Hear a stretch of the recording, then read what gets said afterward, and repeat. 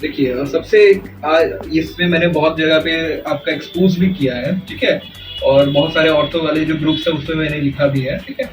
ये जो uric acid धैया स्थित हेल्थ एंड होम मेडिकल के चिकित्सक डॉक्टर पीयूष पी सिंह ने सिटी लाइव को नस एवं हड्डी रोग से संबंधित बीमारियों के विषय में बताया। उन्होंने सर्वाइकल स्पॉन्डिलाइटिस, जोड़ों के दर्द एवं यूरिक एसिड से होने वाले दर्द के विषय में जानकारी दी। उन्होंने कहा कि घुटने का प्रत्यारोपण 60 वर्ष की उम्र से पहले नहीं करना चाहिए। साथ ही उन्होंने और भी कई तरह की जानकारियां सिटी लाइव से साझा की है। देखिए हड्डी की जो समस्या होती है इसको हम लोग 3 कैटेगरी में डिवाइड करते हैं, ठीक है। पहला होता है ऑस्टियोआर्थराइटिस, जिसको नॉन इंफ्लेमेटरी अर्थराइटिस कहते हैं। एक होती है इंफ्लेमेटरी अर्थराइटिस और एक होती है पोरोसिटी, ऑस्टियोपोरोसिस। जो ये प्रॉब्लम होता है जो ओल्ड एज पीपल्स को होते हैं, this is called as osteoporosis. हड्डियां जो होती है वो कमजोर हो जाती है। हड्डी को बनने के लिए 2 चीजों की जरूरत होती है, एक ऑर्गेनिक और एक इनऑर्गेनिक। ठीक, जैसे कि हमारे शरीर में जो कैल्शियम का स्रोत होता है, तो कैल्शियम का जो स्रोत होता है वो ब्लड से ज्यादा किसमें, हड्डियों में पाया जाता है। तो जब भी हमारे हड्डियों में ब्लड में कैल्शियम की लेवल कम होती है तो वो क्या करता है, हड्डियों से कैल्शियम को एक्सट्रैक्ट करता है। जब हड्डी से कैल्शियम से एक्सट्रैक्शन होती है तो इसमें पेन क्या होता है, पेशेंट्स को पेन होता है, ठीक है। और सबसे बड़ा बात क्या है कि आप देखेंगे कि आए चाहे दिन हमारे जो इंडियन कल्चर भी छोड़िए, जितने भी वेस्टर्न भी कल्चर है, विटामिन डी का जो होता है सिंथेसिस बहुत बॉडी में कम होता है, क्योंकि विटामिन डी की जो प्रोडक्शन होती है वो होती है नेचुरल सनलाइट। और जो सनलाइट का सोर्स होता है that is from the 10:30 AM to the 11:30 AM, जो कि एम्स में हम लोगों के जो आर्टिकल्स है उसमें प्रूवन आर्टिकल है, जर्नल है, उसमें भी पब्लिश हुआ है। लेकिन हम जो सनराइज का सनरेज लेते हैं या तो मॉर्निंग में लेते हैं या इवनिंग में लेते हैं, ठीक। तो इसकी वजह से क्या होता है कि विटामिन डी जो है हमारे को एडिक्वेट मात्रा में सप्लाई नहीं होता है। विटामिन डी जो है जब एडिक्वेट मात्रा में सप्लाई नहीं होता है तो कैल्शियम और फास्फोरस की लेवल भी जो होती है वो कम होती है, ठीक है। तो इसके कारण बोन पेन होता है। रीजन ये है, या तो हम अपना दिनचर्या जो है खराब रखते हैं, सोने के समय में हम जो होता है तकिया जो होता है वो करवट लेके या हाथ को ऐसे करके, मतलब एक बॉडी की जो पोस्चर है, जो हमारा बॉडी का पोस्चर है वो इरेक्ट पोस्चर है। जो हमें बैठना है तो इरेक्ट बैठना है, ठीक है। ये पोस्चर को हम मेंटेन यदि नहीं करते हैं तो जैसा जानवर को देखते होंगे, तो जानवर क्या होता है, 4 पंजों पे दौड़ता है। इंसान के पास क्या है, 2 पैर, ठीक है। ये जानवर का जो गेट होता है, जो चाल चलन वाली गेट होती है, जानवरों में देखिएगा तो स्पाइन की प्रॉब्लम नहीं होती है। इंसान का जो स्पाइन होता है वो लोड लेने के लिए बना हुआ नहीं है। लेकिन हम लोग क्या करते हैं, इंसान की जो ढांचा, हड्डी की ढांचा स्पाइन है, उस पर लोड देते हैं, ठीक। जब लोड देते हैं तो हड्डियां जो होती है हमारे जगह से खिसकनी शुरू हो जाती है। जैसे ये गर्दन की जो हड्डी होती है, ठीक, गर्दन की हड्डी के पास में नस जो जाती है वो बहुत ही पतली जाती है। जैसे ये हड्डियां वहां पे बढ़नी स्टार्ट होती है तो ये नस पे क्या करता है, प्रेशर करना स्टार्ट करता है, जिसकी वजह से हमें क्या होती है, सर्वाइकल स्पॉन्डिलोसिस और सर्वाइकल कैनाल स्टेनोसिस। इसका लक्षण क्या है, यदि मरीज को माथे के समय में माथा में दर्द हो रहा है, उल्टी जैसा लग रहा है, चक्कर जैसा लग रहा है, तो बहुत सारे मरीज क्या करते हैं, माइग्रेन समझ के माइग्रेन होकर उसका इलाज कराना स्टार्ट कर देते हैं। जितने मैंने मरीज देखे हैं उसमें से around 70 to 60% turn out to be cervical spondylosis, not in migraine patient. तो आपको हड्डी और नस विशेषज्ञ से एक बार कंसल्ट करानी चाहिए कि वेदर इट्स अ माइग्रेन और सर्वाइकल स्पॉन्डिलोसिस, ठीक है। चक्कर जो होते हैं उसका जो नर्व इनर्वेशन होता है, हमारा जो हेडेक होता है, ठीक है। नस जो यहाँ से पास होती है, सीपीयू जो एरिया है, वर्टिब्रल एरिया, फिर डायफ्राम का एरिया है, ठीक है। सारा का जो गर्दन का नस है वही सप्लाई करता है, ठीक है। आपके यहाँ पे हो गया, फिर हेड्स के पास में हो गया, तो वो एरिया जब दबता है तो आदमी को क्या होता है, ट्रिगर जोन होता है, ठीक है। कैमोट तो ट्रिगर जोन होने के कारण पेशेंट को क्या होता है, टेक्टाइल जैसे कि लगता है कि हमको गिडीनेस, चक्कर आ रही है, ठीक है, चक्कर आ रही है। और यदि आप इलाज नहीं कराते हैं तो ये क्या होता है, कंवर्सन और फॉल, टेंडेंसी ऑफ फॉल पे भी लीड कर देता है, ठीक। सबसे इंपॉर्टेंट क्या है, हमें हड्डी में देखिए, आप मेरे पास हर मरीज आता है, 95% जो मरीज मेरे पास आता है तो वो अपने पास में रिपोर्ट लेके आता है, या MRI या CT या कुछ, ठीक है। कभी भी MRI नहीं कराना चाहिए। 95% यदि आज हम आपको MRI कराएंगे तो आपको भी क्या निकलेगा, डिस्क बल्ज। 95% इंडिया की पॉपुलेशन में disc bulge is a common process, ठीक है। ये एक बार यदि निकल जाता है तो मरीज को क्या हो जाता है, वो साइकोलॉजिकल कि मेरे में प्रॉब्लम है, बिल्कुल सिम्टोमेटिक भी नहीं होने के बाद वो क्या हो जाता है, साइकोलॉजिकल हो जाता है। एक बात याद रखिए, यदि पेशेंट साइकोलॉजिकल हो जाता है then the treatment is very difficult.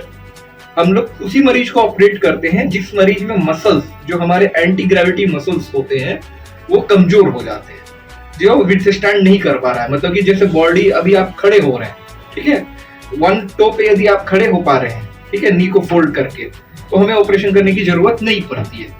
यदि हील से हम वॉक कर ले रहे हैं, टो से हम वॉक कर ले रहे हैं, तो ऑपरेशन की जरूरत नहीं पड़ती है। लेकिन मान लीजिए हील पे वॉक करने में दिक्कत हो रही है, टो वॉकिंग में दिक्कत हो रही है, ठीक है, और जो एब्डक्टर मसल्स है, जो हिप का एब्डक्टर मसल है, उसकी पावर M3 ग्रेड से कम है, ठीक है, मतलब आप ग्रेविटी के अगेंस्ट में काम नहीं कर पा रहे हैं, तो उस केस में हमें ऑपरेशन करना पड़ता है। इवन M3 ग्रेड पे भी ऑपरेशन की जरूरत होती है। जो मरीज क्या करते हैं, नेग्लेक्ट करते हैं। मरीज हमारे पास उस कंडीशन में आते हैं जब मोटर पावर जो होता है मरीज का वो 2 पे हो जाता है, M1 हो जाता है, M2 हो जाता है।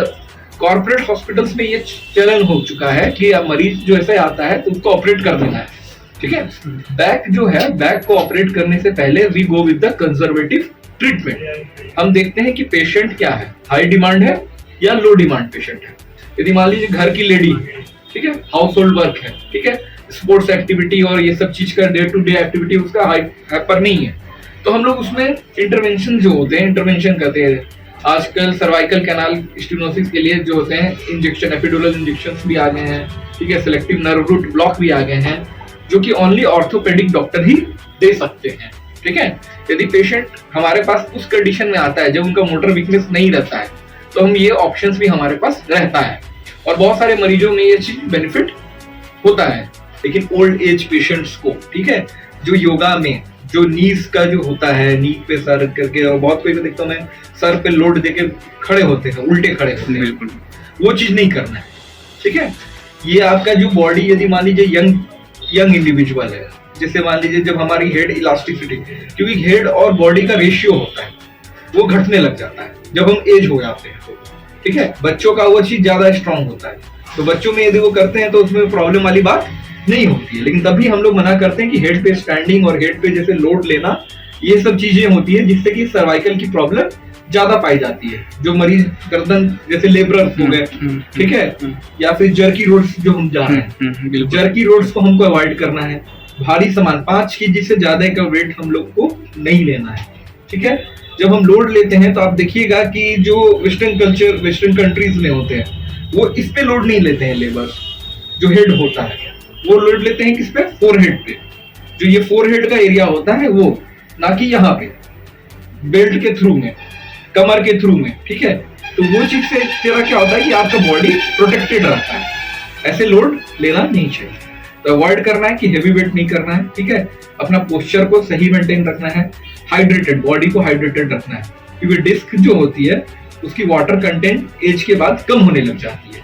अब मान लीजिए यदि पेशेंट सिगरेट स्मोकर है, अल्कोहल स्मोकर है, तो उसमें और डिस्क का जो ये होता है फ्लूइड, वो क्या होता है, कम हो जाता है। तो हमें वो सब चीजों भी, जो बैड हैबिट्स होते हैं, उसको भी कम करना चाहिए। नहीं, ऐसे मैं योगा के अगेंस्ट नहीं बोलूंगा, ठीक है, yoga is a good thing, ठीक है, योगा करते हैं, योगा आप लिमिट में योगा करिए, इट्स गुड, ठीक है। कोई भी चीज आप ओवर करिएगा वो हार्मफुल, बिल्कुल ये चीज है ना। तो वही हमारे पास जो मरीज आते हैं वो ओवर करके आते हैं। तो ओवर में यदि कुछ भी चीज कीजिएगा, आपको अपनी बॉडी की देखनी है स्टैमिना, कि बॉडी हमारा अलाउ कर रहा है या नहीं कर रहा है। यदि पेशेंट आपका सर्वाइकल का पेशेंट है, ठीक है, वो स्टार्ट कर रहा है योगा करना, ठीक है, जैसे हेड पे स्टैंड करना, ये करना, तो उसको प्रॉब्लम बढ़ेगी। तो ये सब चीजें अपने आप पे डिपेंड करता है कि आप कैसे उसको, देखिए हम जब ट्रीट करते हैं कोई भी मरीज को, तो उसमें ट्रिपल सोर्ट थेरेपी होती है। ट्रिपल सोर्ट थेरेपी का मतलब क्या होता है, दवा, परहेज और एक्सरसाइज, तीनों का बैलेंस होना चाहिए, एक पिरामिड बनता है। इस पिरामिड में एक भी चीज यदि बैनल मतलब डिस्टर्ब हो गया तो किकार्डी-विली साइकिल होती है, जिसके का से हड्डियां जो होती है घिसनी स्टार्ट हो जाती है, ठीक है। मरीज हमारे पास आता है जब दर्द के समय में आता है। दर्द जो है ये प्रोटेक्टिव मैकेनिज्म है, मतलब आपका बॉडी रिस्पॉन्स कर रहा है।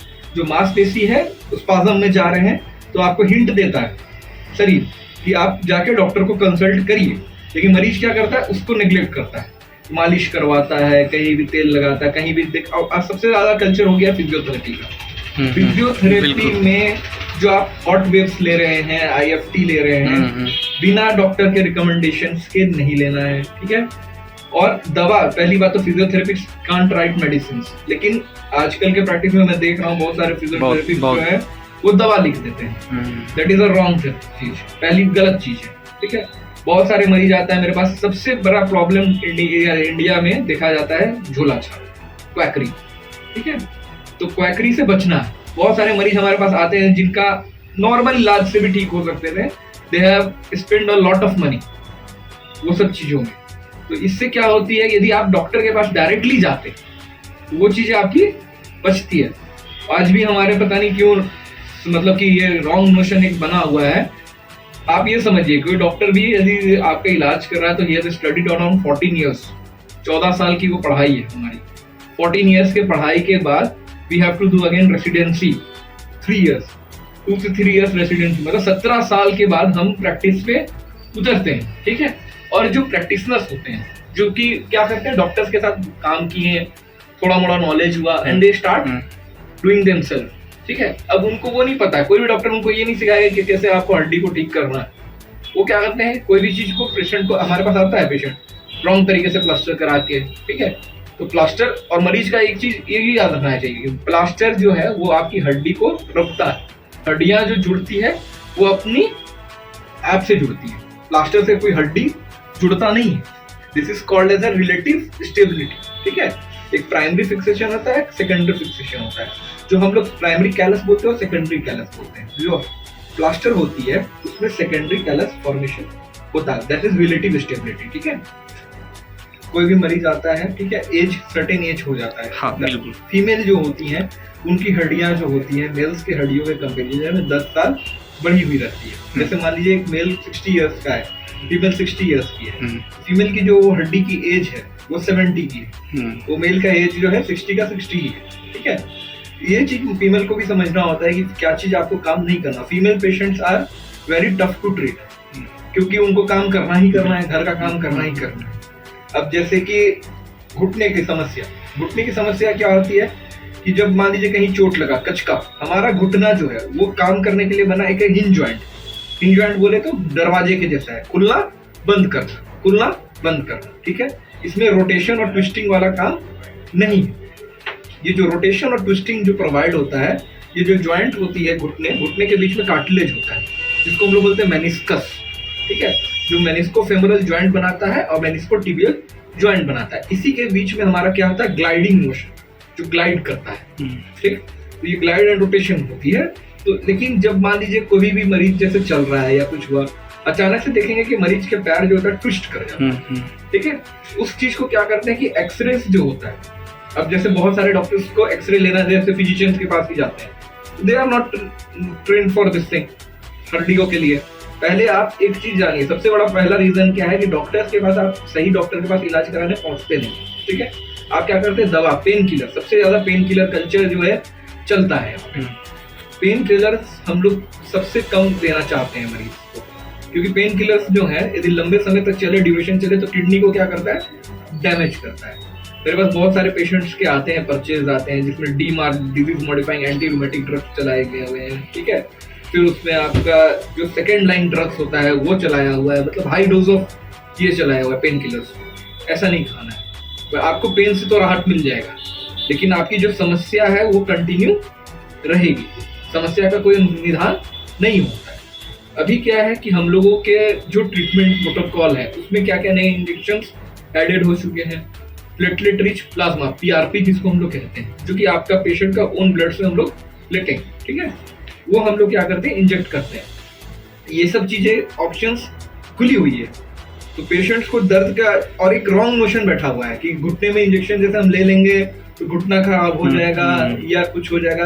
This is a totally wrong notion. हाँ, आप ले रहे हैं तो इंजेक्शन देने वाला कौन है वो आपको बस जानना है। यदि हड्डी विशेषज्ञ है तो हड्डी विशेषज्ञ से आप इंजेक्शन ले सकते हैं।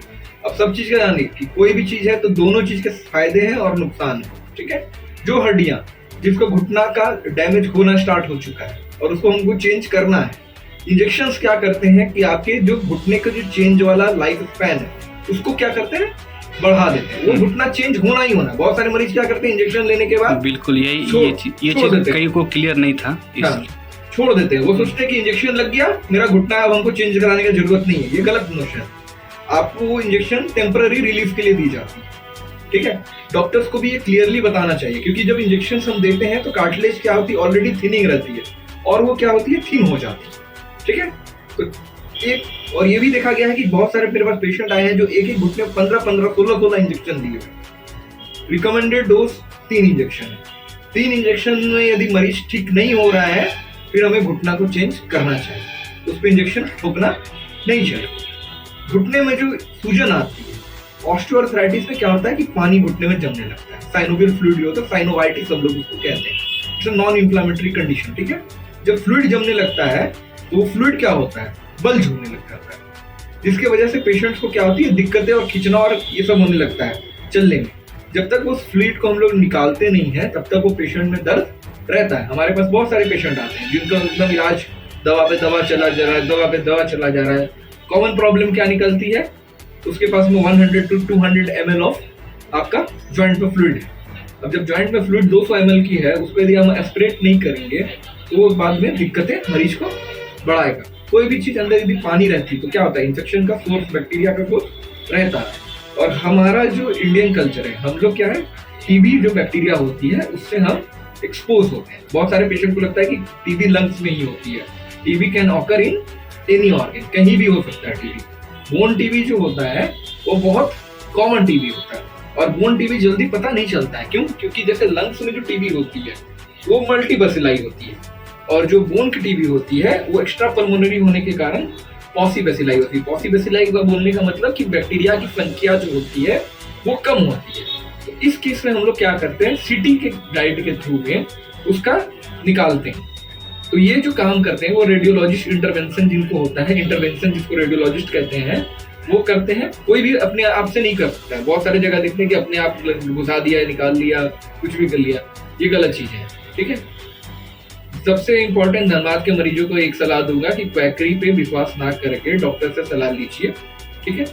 आपका इलाज डॉक्टर सही करते हैं। डॉक्टर से आप इलाज भी कराने से पहले एक बार अपना जो डॉक्टर बोलता है, क्योंकि मरीज हमारे पास आता है बोलता है कि डॉक्टर ने ये बोला, वो बोला, वो बोला, ठीक है। किसी भी डॉक्टर के पास डॉक्टर की शिकायत ना करें, ठीक है, क्योंकि डॉक्टर्स को पता होता है कि क्या मरीज का क्या सिम्टम है, क्या है, आपने क्या परहेज किया है, क्या नहीं किया है, ठीक है। हर डॉक्टर चाहता है कि मरीज अच्छा हो, मरीज को कोई प्रॉब्लम ना हो। यदि मरीज को कोई समस्या होती है तो उसका जो होता है वो डॉक्टर्स को भी लगता है। यदि मान लीजिए हर कोई, हम भी गॉड नहीं होते हैं। ऑपरेशंस जो होते हैं उसके भी, जैसे अब मान लीजिए कोई गाड़ी का मोटर ही चलाने आप लेके जाइए, ठीक है। मरीज क्या सोचता है कि हम गए डॉक्टर के पास तो डॉक्टर से हमें 100% ये मिले एश्योरेंस। तो बॉडी जो होती है, बॉडी में एबरेंट चीजें होती है, मतलब किसी का नस मान लीजिए इस फ्लो में है तो किसी का नस उसके अलग डायरेक्शन में। ये 5 से 10% ऑफ पॉपुलेशन में होता है। इस केस में कोई भी, कितना भी बड़ा डॉक्टर सर्जन यदि आ जाए वो कॉम्प्लिकेशंस होंगे ही होंगे, ठीक है। लेकिन हाँ, इससे घबराना नहीं है। जैसे ऑपरेशन से पहले बहुत मरीजों को लगता है कि ऑपरेशन जो है वो एक घबराहट हो जाती है। ऑपरेशन का नाम सुन के उनका ये होने लग जाता है, हक्के बक्के हो जाते हैं या डरने लग जाते हैं। और बहुत सारे मरीज जो है जो ऑपरेशन के बाद आज आप देखिए अपने लाइफ स्टाइल अच्छे से चला रहे हैं, ठीक। घुटना चेंज करने के लिए भी एक गलत नोशन है, ठीक है। घुटना चेंज हर समय में नहीं करना है। अभी धनबाद में मैं देख रहा हूँ 40 साल के एज के आदमी लोगों के घुटने चेंज हो, और 60 से पहले घुटना चेंज नहीं कराना है। यदि डॉक्टर आपको 60 से पहले यदि घुटना चेंज करने को बोल रहा है देन इट्स रॉन्ग। घुटना 60 के बाद में आपको सक्सेसफुल रेट है, ऐसा नहीं, क्योंकि आपको जानना है। देखिए घुटना सक्सेस का मतलब क्या है, रोटेशन वाला जो काम है। जैसे मरीजों को क्या होता है ना कि पेन होती है, ठीक है। पेन का रीजन क्या है, क्योंकि हम लोगों ने देखा है फोफास फ्लैट पैड होता है जो सबसे पेनफुल स्ट्रक्चर होता है, ठीक है, नी में। वो चीज क्या होती है, जब हम नी रिप्लेस करते हैं तो डैमेज हो जाता है। इसके वजह से पेन मरीजों को घुटना चेंज के बाद रहता है। लेकिन आपका जो दिनचर्या, जो घुटने से आप काम नहीं कर पा रहे हैं या कुछ नहीं कर पा रहे हैं, वो चीज जो होती है वो आपकी ठीक हो जाती है।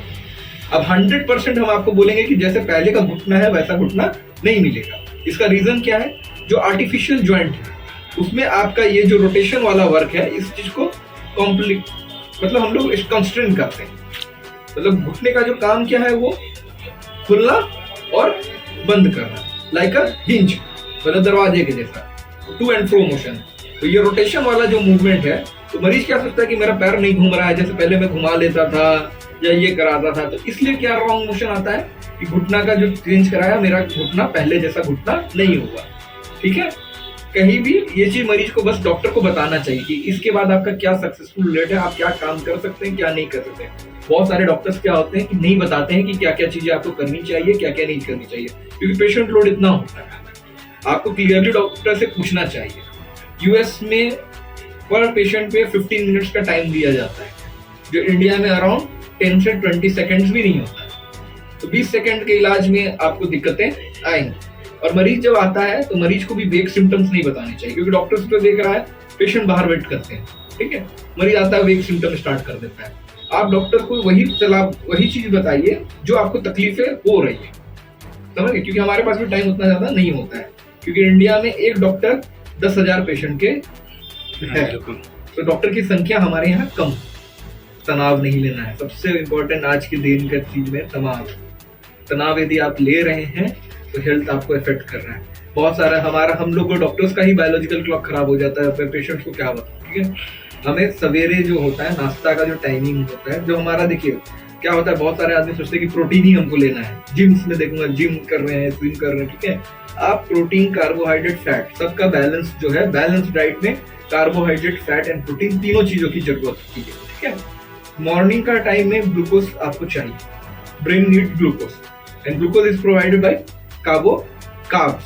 तो आपको कार्ब्स फूड लेना चाहिए मॉर्निंग में। ठीक है, उसके साथ साथ प्रोटीन जो होता है, रात का समय जब भी आप खाना खाएं तो वो लाइट खाना खाएं।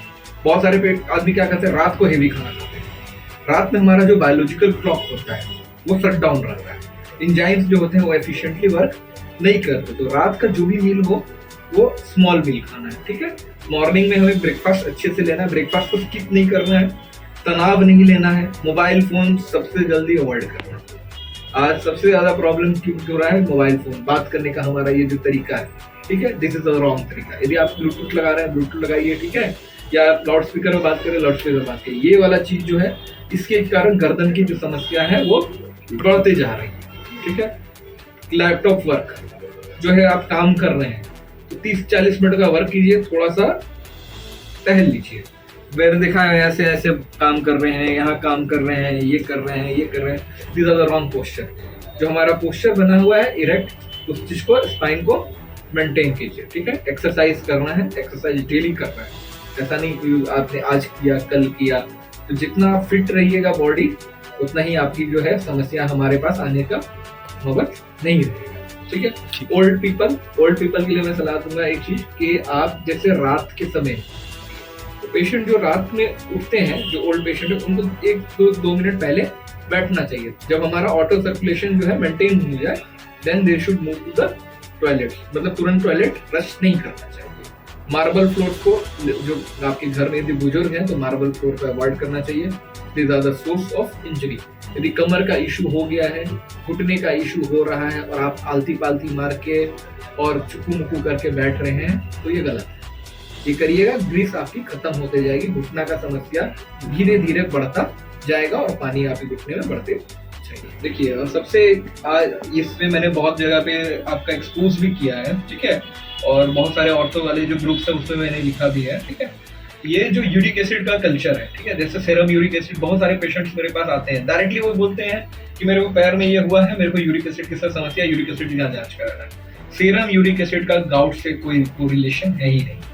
हम लोग एसिम्प्टोमेटिक हाइपरयूरिसीमिया उस कंडीशन को कहते हैं जब यूरिक एसिड का लेवल जो होता है 9.5 के ऊपर, और ये ACR यूलर क्राइटेरिया है, जो अमेरिकन कॉलेज ऑफ रूमेटोलॉजी और यूरोपियन लीग अगेंस्ट रूमेटिज्म, जो भी रूमेटोलॉजिस्ट भी होता है, वो सिर्फ भी आप कंसल्ट करिएगा, तो बिना 9.5 हाई यूरिक एसिड के they can't treat any patient on the uric acid medication. और यहाँ देखा जाता है कि फेबुक्सोस्टैट सबसे मिसयूज ड्रग और सबसे मिसयूज सर्जरी में आपका नी रिप्लेसमेंट, ठीक है, और फेबुक्सोस्टैट सबसे मिसयूज ड्रग है।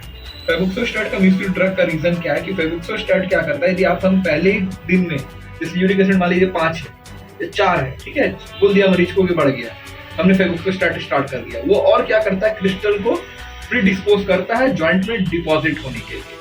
तो आपने जिस कंडीशन में, मान लीजिए कि नॉर्मल मेरे में क्रिस्टल, कम मात्रा में क्रिस्टल था, और हमने क्या किया, उसको बढ़ा के क्रिस्टल को बढ़ा दिया, क्रिस्टल डिपोजिशन को इंक्रीज कर दिया, जिसके कारण क्या होता है, हमारा गाउट वाला जो गाउटी अर्थराइटिस जिसको कहते हैं, जो जॉइंट को डैमेज करता है। फिटिंग की बिंच जैसे, मतलब मान लीजिए कि अचानक आप कुछ खाते नहीं है और सडनली कोई पार्टी में गए और अल्कोहल कंज्यूम कर लिया या रेड मीट कंज्यूम कर लिया, तो जो हमारा पेरिफेरल जॉइंट्स होता है, जो फुल जॉइंट एरिया होता है, या फिर जो डैमेज जॉइंट होता है, उसमें यूरिक एसिड के क्रिस्टल्स क्या होने लगते हैं, डिपॉजिट करने लगते हैं। इसका जब तक कि हम उसमें से फ्लूइड एस्पिरेट करके ना भेजें, इसका कोई भी कोरिलेशन का कोई भी महत्व नहीं होता है, इसकी दवा को स्टार्ट नहीं करना होता। ठीक है, नॉर्मल हम लोग इस केस में यदि कोई दर्द के लिए आता है तो हम लोग उसको सिर्फ एनसेड, जो पेन किलर होते हैं, दैट्स ऑल वी गिव, और वो भी शॉर्ट ड्यूरेशन का एनसेड की।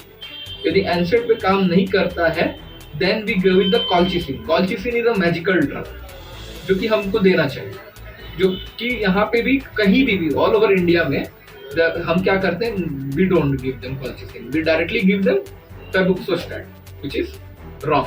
फेबुक्सोस्टैट का यूज बंद कीजिए। तो नेक्स्ट टाइम यदि आप डॉक्टर के पास जाते हैं तो आपकी यदि यूरिक एसिड यदि 5 और 6 है, अभी कोई फिजिशियन आपको यदि फेबुक्सोस्टैट रिकमेंड कर रहा है, डोंट टेक दैट। ओके।